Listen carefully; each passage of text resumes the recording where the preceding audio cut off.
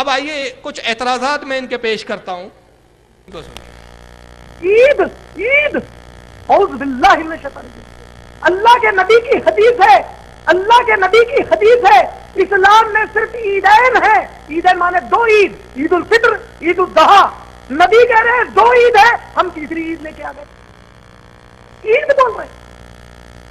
پھر نظامیہ نے فتوا دیا نوجوانوں کو چاہیے کہ تم لوگ شور شرابہ نہ کریں، گاڑیوں پر گانے بجانے نہ کریں. بڑا فتوا. اس کا اثر کیا ہوا؟ ارے میں کہتا ہوں یہ فتوے کی ضرورت کیوں پڑی؟ آپ لوگ اتنے معتبر مدرسہ ہے. میں اگر آپ کا یہ مدرسہ فتوا نہیں دیتا کوئی اور دیتا تو اس پر ایک مثال دیتا کہ مثال ایسی ہے چوری کرو مگر دوسروں کو بغیر اٹھائے کے کرو، تکلیف نہیں ہونا ہوتا. دو بار ان کو بڑی تکلیف ہوئی تو دو آوازیں نکلی، ایک آگے سے اور ایک پیچھے سے.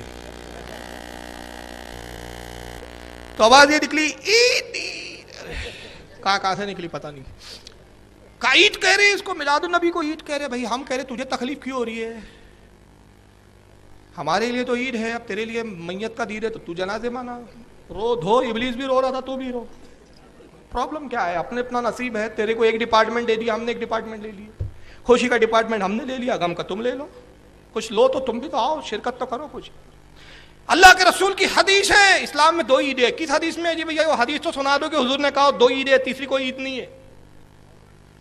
یہ کس میں؟ پھر نظامیہ نے فتویٰ دیا. نظامیہ حیدرآباد کا ایک مدرسہ ہے، بہت بڑا ادارہ ہے. اس نے فتویٰ دیا کہ صاحب شور شرابہ عید میلاد النبی کے جلوس میں نہ کرے. ارے بھائی یہ تو اپیل ہے، فتویٰ تھوڑی ہے. فتویٰ اور اپیل میں فرق نہیں معلوم. تو کہا کہ بھائی وہ نظامیہ کا فتویٰ میں میرے نزدیک تو ایسا ہے کہ جیسے کوئی کہہ رہا ہو کہ بھائی چوری کرو مگر کسی کو اٹھائے بغیر کرو.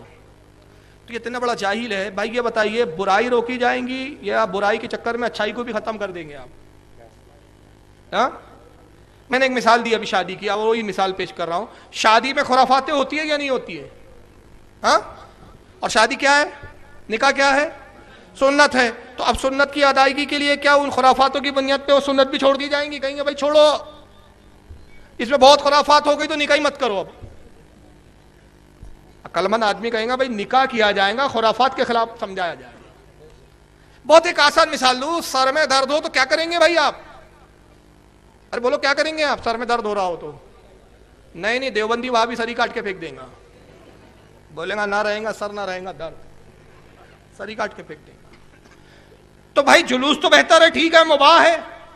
نبی کی یاد منانے کے لیے میلاد منانا، جلوس کے میں خوشی کا اظہار کرنا، لوگوں پہ ظاہر کرنا، اسلام کی شوکت کو دکھانا، غیر مسلموں میں اپنی میجارٹی کو ایک ظاہر کرنا کہ بھائی نبی کے چاہنے والے آج لاکھوں کی تعداد میں اپنے نبی کا ذکر کرتے ہوئے گزر رہے ہیں. یہ تو اچھی بات ہے، مباح ہے. ہاں اب اس میں اگر کوئی خرافاتیں ہو رہی ہے اس کو دور کیا جائے گا، نہ کہ جلوس ہی ختم کر دو. یہ کہتے ہیں نہیں صاحب جلوس ہی ختم کر دو. تو ہم نے کہا تم نکاح بھی بند کر دو اور سر میں درد ہو تو سری کاٹ کے پھینک دو.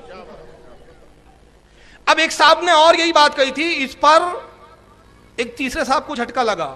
یہ تو گھمن نے جواب ہی نہیں دیا. اس کا نام ہے الیاس گھمن. اور اس کے بارے میں میں نے کہا تھا کہ بھائی پتہ نہیں کہاں گھوم گئے تھے. میں نے تو پوچھا تھا تو لوگوں پوچھ لو تو لوگوں کو تکلیف ہوتی ہے یار.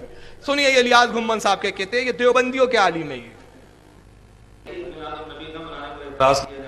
منکر ہے الیاس باللہ صلی اللہ علیہ وسلم. بھئی اعتراض تو ان پر ہونا چاہیے جو عید مناتے ہیں، ان پر اعتراض نہیں ہے جو عید نہیں مناتے. بتاؤ عیدیں کتنی ہیں جی؟ 2 یا 3؟ تو جو تیسری کرے اعتراض اس پہ ہے یا جو تیسری نہ کرے اعتراض اس پہ ہے؟ دن رات میں فرض نمازیں کتنی ہیں؟ تو کوئی 6 پڑھے تو پھر اعتراض اس پر ہے یا جو چھٹی نہ پڑھے اس پر ہے؟ بتاؤ بھائی، بات سمجھ آ رہی ہے؟ وتر کی رکعتیں کتنی ہیں؟ بولو نا. اگر کوئی بندہ 5 پڑھے تو پھر اعتراض اس پر ہے یا جو 5 نہ پڑھے اعتراض اس پر ہے؟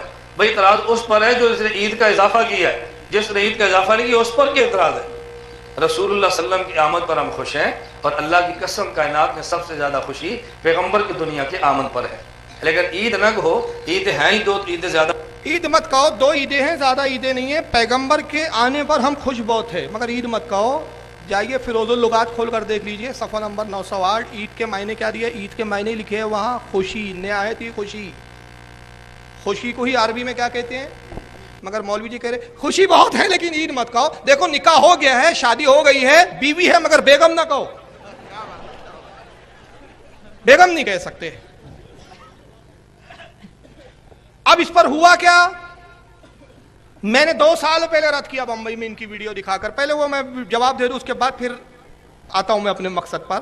انہوں نے کہا 2 عیدیں, 2 نمونوں نے کہا, ایک اہل حدیث تھا ایک دیوبندی, دونوں چچیرے ممیرے بھائی, ایک ہی سر میں بولتے ہیں دونوں.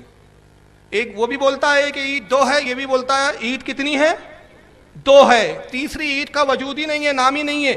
اب آئیے میں حدیث شریف پہلے آپ کے سامنے پیش کر رہا ہوں. سنن ابن ماجہ,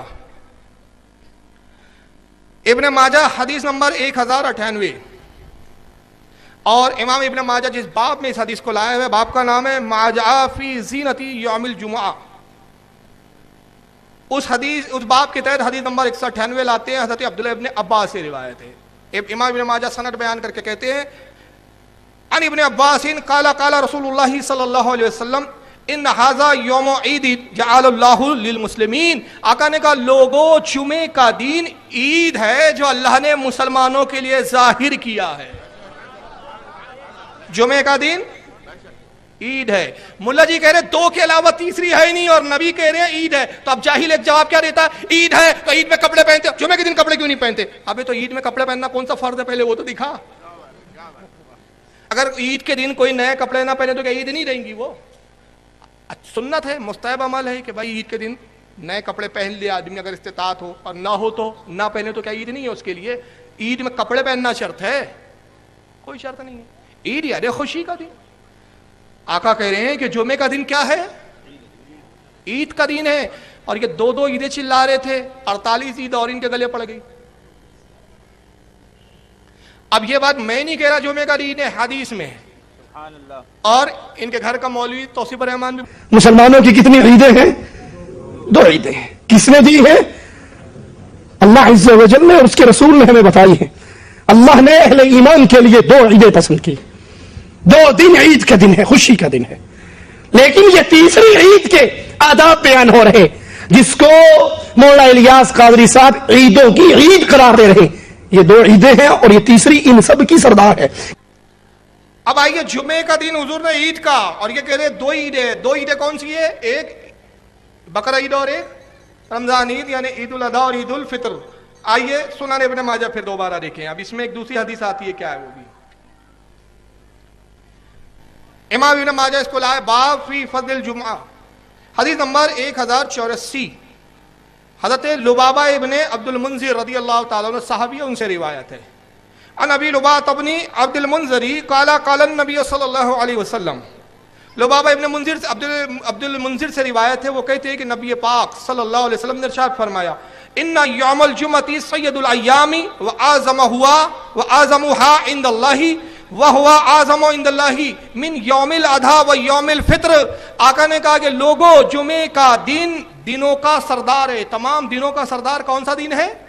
جمعے کا دن. اور اللہ کے نزدیک اس کی عظمت بہت زیادہ ہے. اللہ کے نزدیک جمعے کا دن عید اضحیٰ یعنی بقرہ عید اور عید الفطر یعنی رمضان عید اس سے بھی زیادہ بہتر اور افضل ہے. سبحان اللہ سبحان اللہ سبحان اللہ.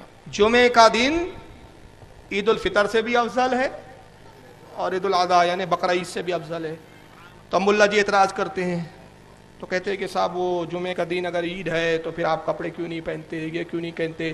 تو میلاد النبی کو آپ نے عید کہہ دیا, وہ لغوی عید ہے یا اصطلاحی عید ہے, وہ دنیا بھر کی فالتو باتیں کی. میں کہتا ہوں ارے گھر کے چھوڑو, پہلے کتابیں دیکھ لیا ہوتا تو یہ جہالت کی بات نہیں کرتے. شاہ عبداللہ محدث دہلوی رحمۃ اللہ تعالیٰ علیہ مدارج النبوت جلد نمبر 2 صفحہ 13 پر امام احمد ابن حنبل کا قول نقل فرماتے ہیں. وہ کہتے ہیں کہ امام احمد ابن حنبل نے فرمایا کہ لوگوں, شب جمعہ اس سے بہتر نبی پاک صلی اللہ تعالی وسلم کی ولادت کی شب ہے.